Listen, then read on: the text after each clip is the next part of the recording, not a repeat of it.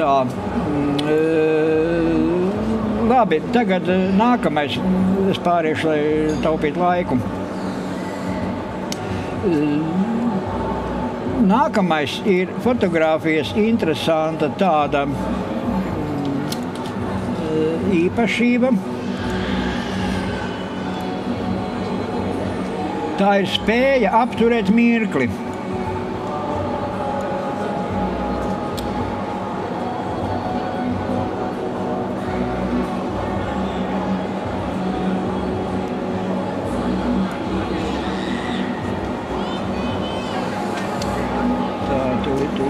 Tūlīt atradīsim.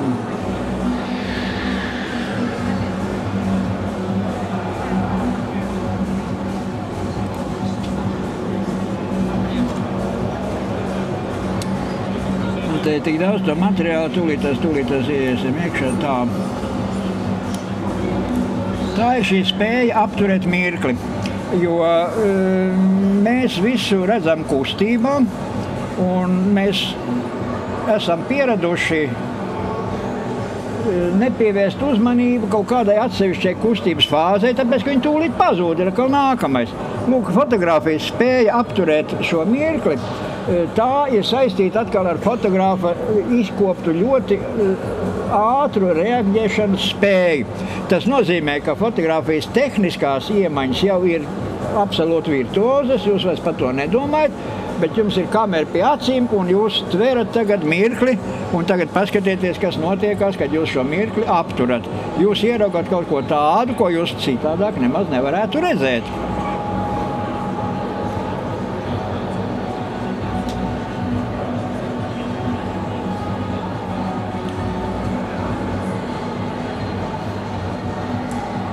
Nu, un tā rodas pa laikam ļoti amizantas bildītes, ja, un tātad paši redzat, ko nozīmē, kad jūs sākat izmantot savu fotokameru mirkļa apturēšanai.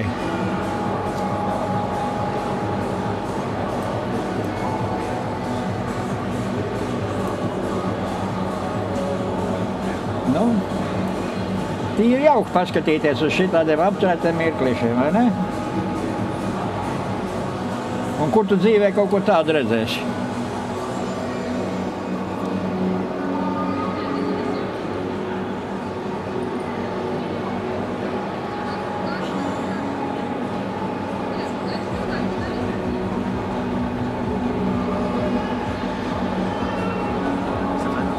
Pārliksim visu mikrofonu, tā lai jums labāk skan. Jā, paldies. Paskatieties, kas notiekās ar šo mirkli, redz, ka trakas lietas, kā viņš viņu panāks. Ļoti dramatisks kadrs.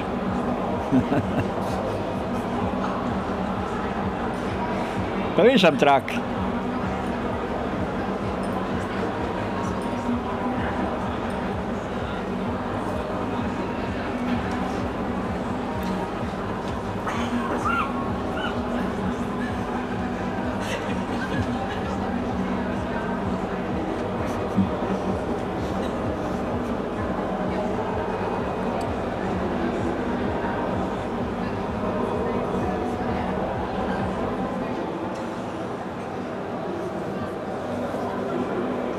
Nu, to mēs jau redzējām.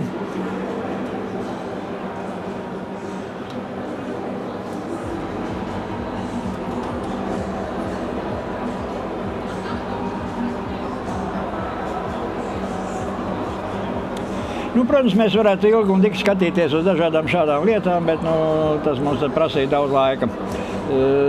Tā, tagad...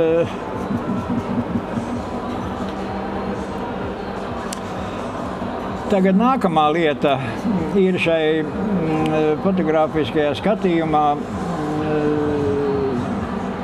tas, ko mēs jau pieminējām, un tas ir šis individuālais skatījums. Tādēļ šī personīgā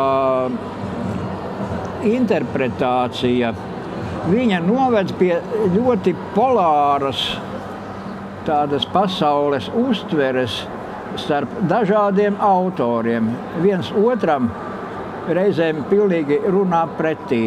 Vieni parāda pasaules superestētiku, citi turpretim cenšas parādīt kaut ko deformētu, kaut ko tādu, kas ikdienā varbūt nepārāk ir glīti.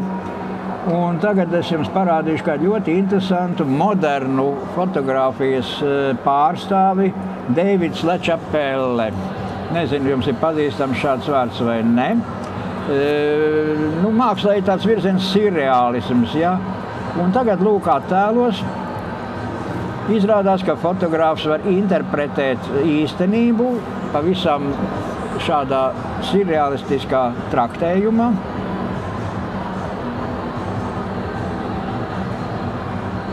Un kā viņš strādā?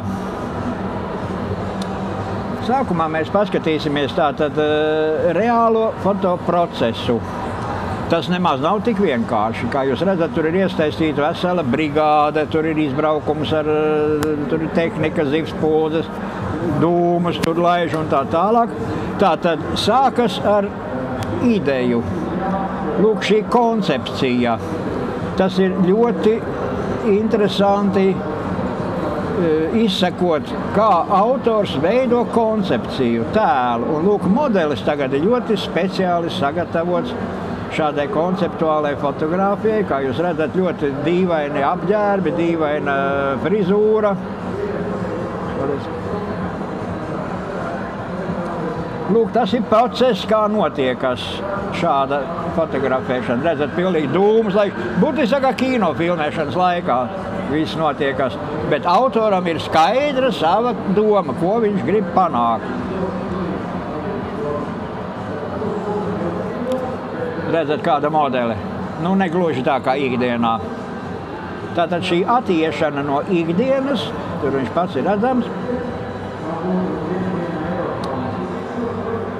tā prasa iejaukšanos apkārtējā realitātē. Tātad mēs radam nosacītu tēlainību, ja, kas nav reālā. Tā ir kā teātra tēlainība, kur nav realitātes burtiska reproducēšana.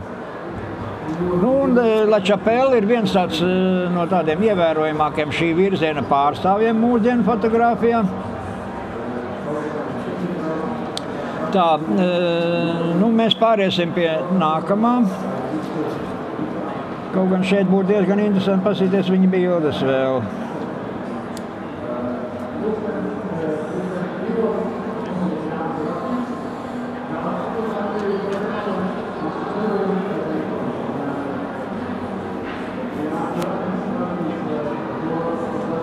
Tas ir gluži profesionāls darbības veids, ko, teiksim, amatieru apstākļos jau tādu īpaši nevar izdarīt nemaz. Bet ko mēs varam? Mēs varam pielietot dažādus citus izteiksmes līdzekļus. Un šeit ir pasaulē atsevišķi meistari, kuri izstrādā paši savus izteiksmes līdzekļus. Lūk, šī varbūt ir tāda augstākā profesionalitāte, kad fotogrāfs ienāk ar saviem oriģināliem izteiksmes līdzekļiem.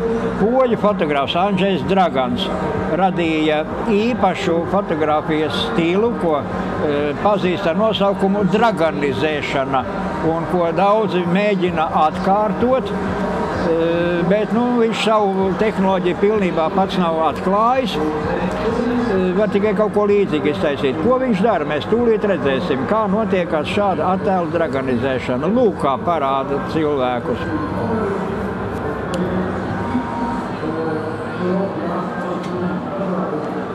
Tātad fotografē it kā parastu portretu.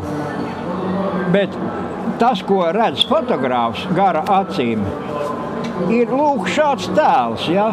Un šeit jūs redzat spēcīgu iejaukšanos fotorealitātē.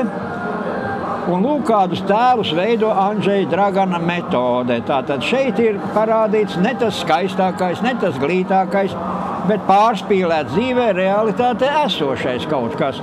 Ir krunkaini cilvēki, ja, ir dažādi cilvēki. Un tālūk šeit fotografija iet un meklē modeļus, kuri ir piemēroti šādam fotografijas stilam, un tas ir šis personīgais skatījums, ka tu jau skatoties uz reālo modeli, iztēlojies, kas no viņa iznāks. Tas tāds mākslinieks skatījums ir. Paskatīsimies vēl, kas iznāks no šīs bildītes.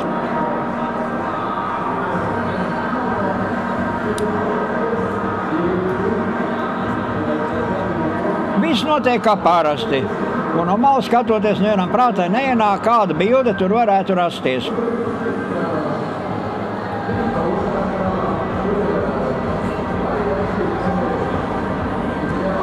Cilvēki nejūtās ne apvainoti, neko. Un lūk, ja viņi iegūtu šādu portretu, grūti pateikt, kā viņi uz to reaģētu. Tā, tie atkal ir šie mīļie mēli. Tālāk nākamā pieeja ir jau pavisam citāda. Un tagad es jums nodemonstrēšu dažus paraugus no ļoti interesanta fotogrāfa, kuru uzskata par vienu no lielākajiem speciālistiem pēcapstrādes krāsu tehnoloģijā. Tas ir Manuels Librodo. Visi šie autori, viņi patiesībā ir ļoti inteliģenti cilvēki. Andžejs Dragans ir matemātikas zinātņu doktors, ne pavisam ne tāds ikdienas fotogrāfs. Viņam fotografija tikai ir otrā tāda profesija. Visu pasaulī pazīst kā fotografu. Tagad Manuels Librodo ir Taizemē Bankokas starptautiskā psiholoģijas universitātē profesors. Tātad viņš pārzina krāsu uztveres psiholoģiju. Visu šo te ļoti komplicēto lietu, ar kuru mēs iesākām savu sarunu. Līdz ar to viss, kā viņš veido portretus, tur ir iekšā noteikta jēga, kā tiek apstrādāti attēli, kā tiek veidoti attēli krāsu toņi. Tas viss prasīja daudz laika, jo šie portreti pa laikam ir ļoti skaisti, visu to izstudēt, bet pats svarīgākais ir tas, uz ko es jūs aicinu. Tātad, ko es jau minēju, neieciklējieties uz fotografijas tehnisko daļu. Protams, ka tai ir jāiziet cauri un tai jābūt virtuozai. Bet pats svarīgākais ir tieši šī psiholoģiskā daļa, jūsu interpretācija, kas ir šis fotografiskā skatījuma pamats patiesībā. Tā, lūk, Manuela Librodo īpašā fotografijas maniera, kur mēs redzam krāsu attiecības un tā tālāk.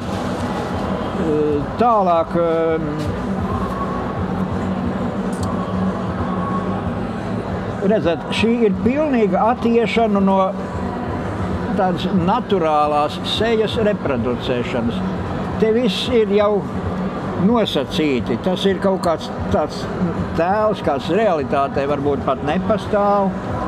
Bet šī ir tā pasaciņa, ko mēs saņemam. Un cilvēkiem pa laikam ir ļoti vajadzīga pasaka. Pasaka rada idealizētu priekšstatu par realitāti. Un ja mums šīs pasakas mūsos nebūtu, mums būtu ļoti grūti dzīvot. Tāpēc šis idealizētais tēls, viņš rada priekšstatu par to, ka eksistē kaut kas nesasniedzami skaists, nesasniedzami labs, un kāpēc ne?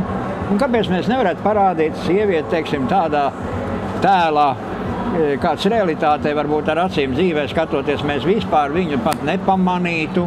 Es vēl tagad atceros, ziniet, ka pirmā reize, kad apstāsta žurnālu Playboy, teiksim, parasti jau to nedara pieauguši cilvēki vairs, bet tāda jau, kam sākās interesi par pretējo dzimumu.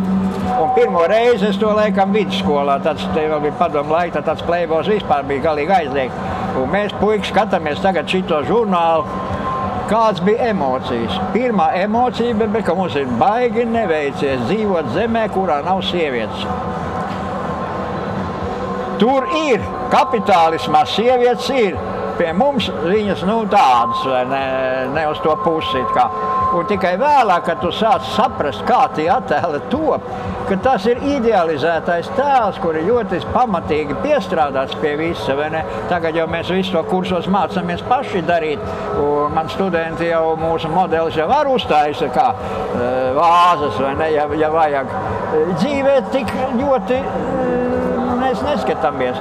Un lūk, tātad šis ir autors, kurš māk parādīt idealizēto tēlu, viņš rāda pasaciņas.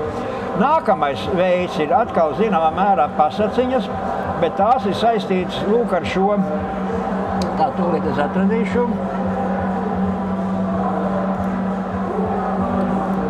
kādu citu autoru. Tu teiksi, kā jūs mani varat dzirdēt, jā? Šis ir autors Rarindra Prakarsa no Indonēzijas. Nu, protams, tā vide, ko jūs redzēsiet, ir, protams, atšķirīga no mūsu vides, bet šim fotogrāfam ir atkal savs skatījums uz lietām. Un atkal viņš veido pasakaino skatījumu. Un šis pasakainais skatījums ir saistīts lūk ar šo milzīgo gaišuma pakāpju izmantošanu, ko ar parastajiem paņēmieniem jūs neko tādu nevarat kadrā parādīt. Paskatieties, kāda atmosfēra ir radīta, ja? Redzat, kādi satriecoši kadri ir. Un to māk tikai viņš atkal. Mēs varam mēģināt atdarināt, bet viņam ir savs darba veids, kā viņš to dara. Un viņš taču nāca pirmais ar šo. Lūk, te sākas šī fotografa individuālā personība, pēc kā var tikai tiekties, lai tas, ko jūs pasakiet, lai tas ir pirmo reizi pateikts, un tikai jūs to spējīgs pateikt. Atcerieties, ka katrs no jums ir absolūti unikāla parādība visā kosmosā, otrs tāds nav. Tad jums ir, ja šo savu skatījumu, jāparāda to, ko tikai jūs varat parādīt. Šī tradicionālā novienādotā fotografēšana, tā jau ir apnikusi, jau šitā, vai ne? Nu, visu laiku pagriež tik kameru un tik čikā, un tagad ir miljardiem šo sačikāto kadriņu, bet tagad, kad jūs sastopaties ar personību, vai var just, ka no tā nāk kaut kāds starojums, tas taču ir kaut kas burvīgs, vai ne? Un kad jūs sastopaties ar šo individuālo skatījumu, tas ir zelts.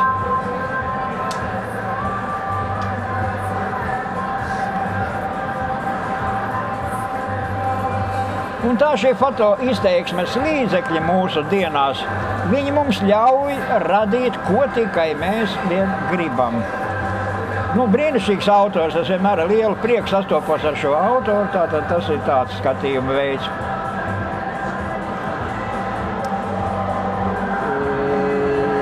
Tālāk.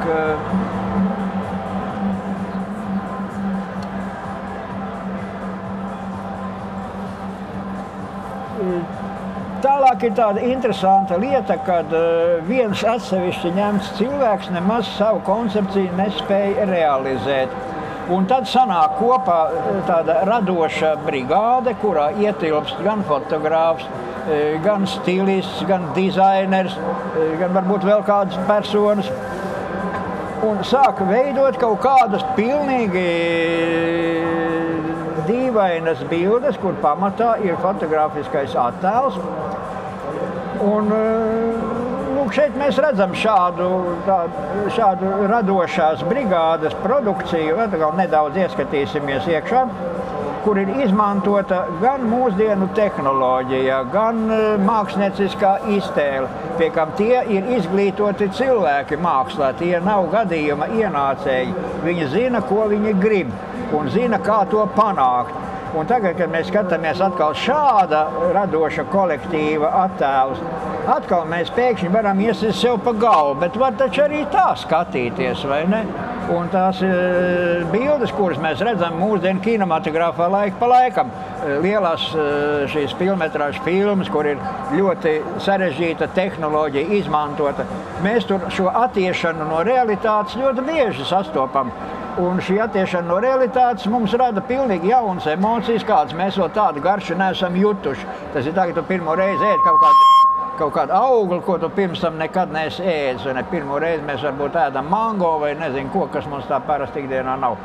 Tālūk šīs bildes mums rada atkal pilnīgi citu skatījumu, kur pamatā ir reāli bildes. Tas nofotografēts ir cilvēks.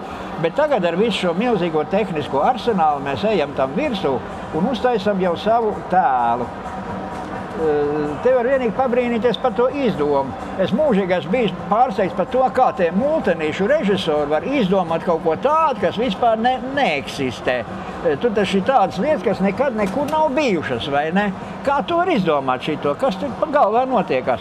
Un izrādās, ka fotografija tieši tāpat var izdomāt kaut ko tādu, vai ne? Ej, tu vēlams iedomājies, ka šitā var parādīt to lietiņu. Un atkal ir interesanti. It kā no vienas puses tie ir tādi nieki, vai nekam tas ir vajadzīgs, bet no otras puses tie mums liek kustināt smadzenes, jo mēs jau tā nedarīsim, mēs darīsim citādi. Bet kaut ko tādu, ko tikai mēs varam izdarīt. Un lūk, šis fotografiskais skatījums līdz ar to ir ārkārtīgi plašs jēdziens, par ko mēs te tagad, it kā laiks mums ir tik ierobežots, ka izrunāt līdz galam mēs to dabīgi nevaram. Un lūk, šie inscenējumi. Ja mēs paskatāmies uz tām bildēm, tur, teiksim, no tāda mūsdienu mākslas viedokļa viss ir ļoti nopietni izdarīts. Tur nav tā, ka tas ir nemākulīgi. To nevar nemākulis vienkārši nevar izdarīt.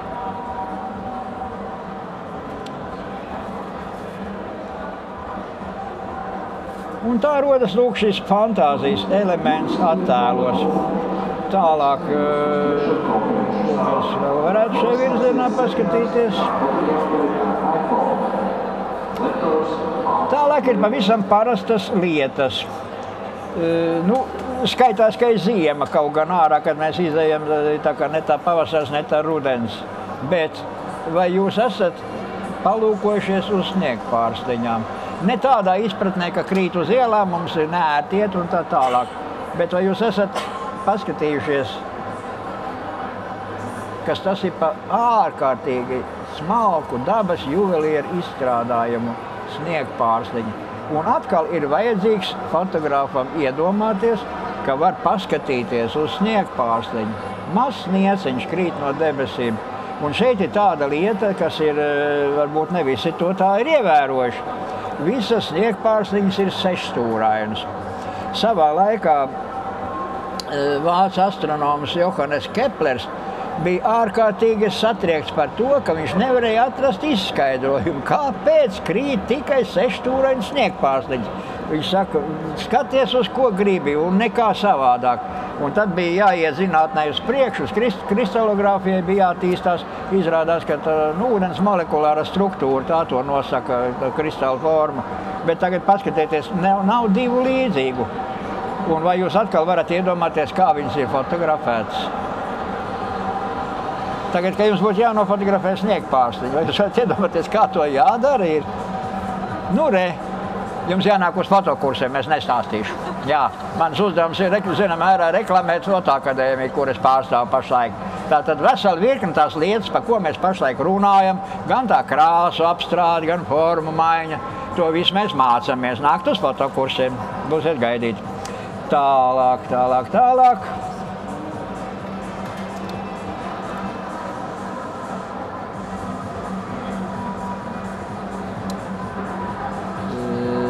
Tā, ņemsim priekšā kaut ko citu. Aha, te ir atkal viens ekstrēmists man. Un ja mēs studijā mācāmies lietot studijas gaismas ar tādu aprēķinu, lai pēc iespējas skaisti uzzīmētu sēju, lai viss būtu ļoti brīnišķīgi, lai cilvēks izskatītos skaisti. Un tagad mums ir viens autors, jā? Un drusku jau sākas kaut kas. Dabūsiet redzēt vēl trakākas lietas. Negluži skaists portrets. Un lūk, atkal autora skatījums, redzat, kas notiekās. Autors izmanto ļoti ekstrēmus apgaismojumus studijā, kādus tā tradicionāli nemēdz izmantot. Un rāda portretus, ja, kas nebūtu nav tie skaistākie portreti. Tātad mēs atējam atkal nost, bet dzīve ir daudzveidīga. Un lūk, paskatieties, kas notiekās. Tāda ir šī autora koncepcija, tāds ir viņa skatījums. Man ir ļoti grūti stāties priekšā, kā šāds cilvēks Un vispār jebkurš radošs cilvēks ikdienā skatās uz lietām. Jo tad, kad man iznāca savā laikā diezgan daudz būt teātrī un skatīties dažādas izrādes, pat cik mans tēvs bija teātra zinātnieks, tad es biju pieredzis pie tā, ka teātrī tie cilvēki, es zinu, tas ir komiķis, tas man sasmīdina tā, ka es pilnīgi nevaru laikus atlikt vietā, tas man liek raudāt, un es domāju, ka viņa dzīvē tāda ir. Un bija tāds ļoti jauks komisko lomu tēlotājs Alfreds Jaunušāns, varbūt, ka jūs paudze vēl to zinu, ja? Un es biju iedomājies, vēlams, ja es dzīvē viņa sabiedrībā nonākt, es pārzviektos vienkārši. Un tad man gadījās tā. Nopietnāk cilvēku es iedomāties nevaru. Dzīvē ne uz to pusi nav vispār. Tātad tas ir aktieris, kad viņš ir lomā, bet dzīvē viņš tāds nav. Un es tā visu laiku domāju, bet šitas fotogrāfs, vai viņš cilvēks dzīvē tā skatās, ka viņš skatās uz mani un es esmu kaut kāds šitāds vieplis vai ne. Viņš man iztēlojas tādā veidā. Grūti pateikt to ir. Bet ļoti daudzos gadījumos tātad šis skatījums laikam jau cilvēkā kaut kur rada izmaiņas. Tas pats ir ar Indra Prakarsa, ko mēs skatījāmies ar šīm brīnišķīgajām gaismām. Tātad viņš meklē visur šīs gaismiņas. Šis pats Librodo, viņš redz sievietes, varbūt tādā visur. Viņš pasaka uz sievieti, un viņam acis priekšā viņi ir kā pasaku tēls ar skaistām krāsām, skaistām formām. Lūk, šis fotografiskais skatījums, viņš patiesībā noved pie tā, ka cilvēks, kurš fotografē, vairs nekad nevar būt normāls cilvēks. Viņš jau ir izgājis no normālā cilvēka skatīšanās veida. Lūk, šis te skatīšanās veids, tā ir tāda profesionāla debilitāte no vienas puses, bet no otras puses viņi jūsu dzīvi dara bagātāku, jo jūsu iespējas ir ieraudzīt to, ko vairums cilvēki neredz. Un es jau pats esmu profesionāli debils, es jau to apzinos. Tāpēc, teiksim, mājās man reizēm ir konflikti, kad es skatos televīzijā kaut kādu filmu, un es vienkārši nejauši sāku iekliekties. Rekā tur tās gaismas ir uzlikts uz portreta, rekā tur tās krāsas ir, sieva man mūžīgi lamīja, ko tu nevar kā normāls cilvēks skatīties, un tu gaismas tur jāskatās. Es redzu jau visur, kur tie prožektori, kā viņiem tur jābūt. Vēl trakāk ir tad, kad es nostrādāju savā laikā Mākslas akadēmijā kā pasniedzējs, tur es gan nemācīju fotografiju, bet studenti zināja, ka es pa Latvijas dabu daudz braukāju, viņi man prasīja, izved mūs kaut kādā foršā vietā ārā. Es pēc labākās sirdsapziņas viņus aizvedu, es esmu kolektīvs studenti tagad, viņi slāja aiz manis, es eju, viņi slāja aiz manis un es eju. Beigās viņi saka prasīt, kad sāksies? Es prasu, kas sāksies? Viņi saka, kad būs forši?